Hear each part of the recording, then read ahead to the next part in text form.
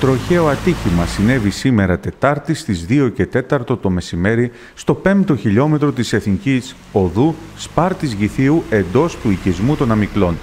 Τα δύο ΙΧ επιβατηγά αυτοκίνητα που συγκρούστηκαν είχαν κατεύθυνση από Γήθιο προς Σπάρτη.